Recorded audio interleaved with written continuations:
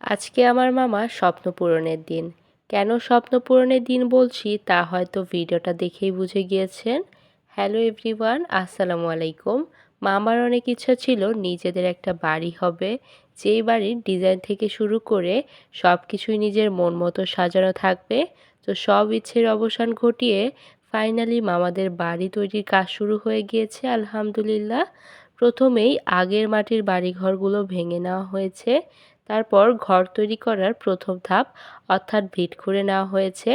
এই অল্প একটু জায়গার মধ্যে টিন সেটের বাসা তৈরি করা হবে। আপাতত 3টা বেডরুম আর একটা বাথরুম তৈরি করা হবে। যেহেতু মামারা সারা বছর কোনো না কোনো ফসলের আবাদ করে, তাই ফসল রাখার জন্য চাতালের অনেক বেশি প্রয়োজন। যে কারণে এই মুহূর্তে ছাদের বাড়ি তৈরি করার থেকেও ফসল রাখার জন্য টিন সেটের বাড়ি করাটাই বেশি প্রয়োজন। তবে আমার নানুর ইচ্ছা ছিল টিন সেটের বাড়ি এবং ছাদের বাড়ি একসাথেই করবে, কিন্তু মামার অতিরিক্ত জিদের কারণে আপাতত এই টিন সেট বাড়িটাই করা হচ্ছে। পরবর্তীতে অর্থাৎ 2-1 বছরের মধ্যে আবারও একটা ছাদের বাড়ি করবে ইনশাল্লাহ।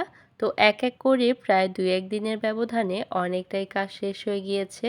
আর এই রোজার দিনে রোজা রেখেও যে মিস্ত্রিরা কাজ করছে, এইটাই অনেক।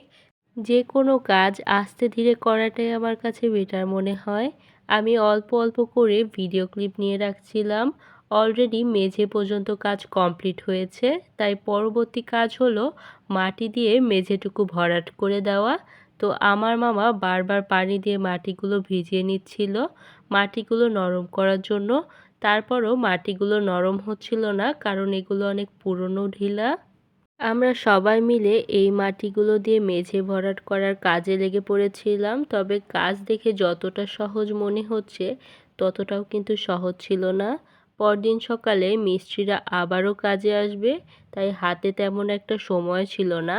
আর এই অল্প সময়ের মধ্যে আমাদের এই কাজটাকে কমপ্লিট করতে হবে, কেননা একসাথে তো আর 2টা কাজ করা কখনোই সম্ভব নয়।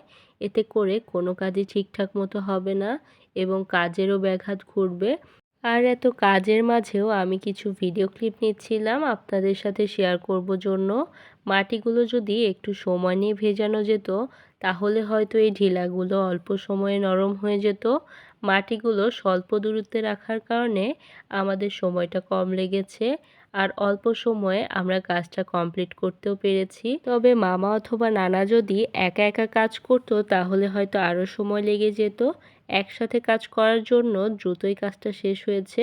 তো ভিডিওটা কেমন লাগলো অবশ্যই কমেন্টের মাধ্যমে জানাবেন। আজকের ভিডিওটা এই পর্যন্তই। সবাই ভালো থাকবেন, সুস্থ থাকবেন। আল্লাহ হাফেজ।